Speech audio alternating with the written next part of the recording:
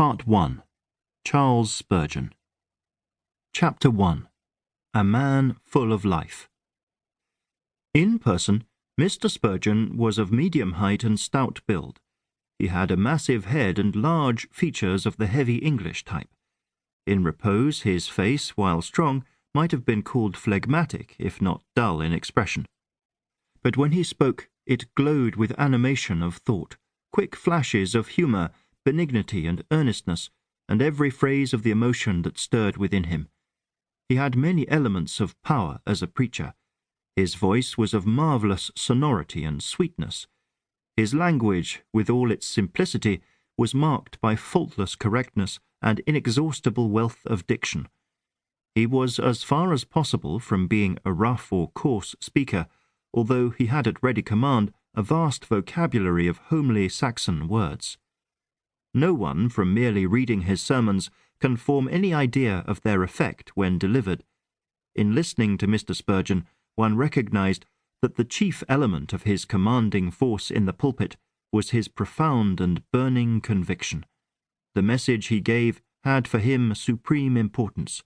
All his soul went with its utterance. The fire of his zeal was consuming, intense, resistless. The Examiner, New York, February 4th, 1892. Before we wade into Spurgeon's theology of the Christian life, we must get to know the man himself a little. To do that, I want to get behind the public figure to see something of the man's own personality and character. For there is a unanimous and oft-repeated theme found in the witness of those who had personal dealings with him. Spurgeon was a man who went at all of life full on. He was not simply a large presence in the pulpit. In life he laughed and cried much. He read avidly and felt deeply. He was a zealously industrious worker and a sociable lover of play and beauty. He was, in other words, a man who embodied the truth that to be in Christ means to be made ever more roundly human, more fully alive. In fact, we need to be clear that his liveliness of character, while expressed in ways particular to him, was not a mere matter of unique or inherited personality. It was a natural, but wholly self-conscious expression of his theology.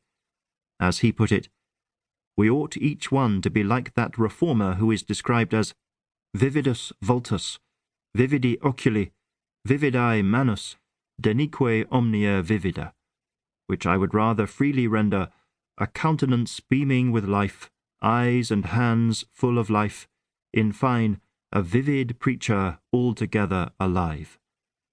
We ought to be all alive and always alive. A pillar of light and fire should be the preacher's fit emblem. Mr. Greatheart. It takes no great insight to see that Spurgeon was a big-hearted man of deep affections. His printed sermons and lectures still throb with passion. At times the emotional freight of his sermon would even overcome him, especially when it was about the crucifixion of Christ.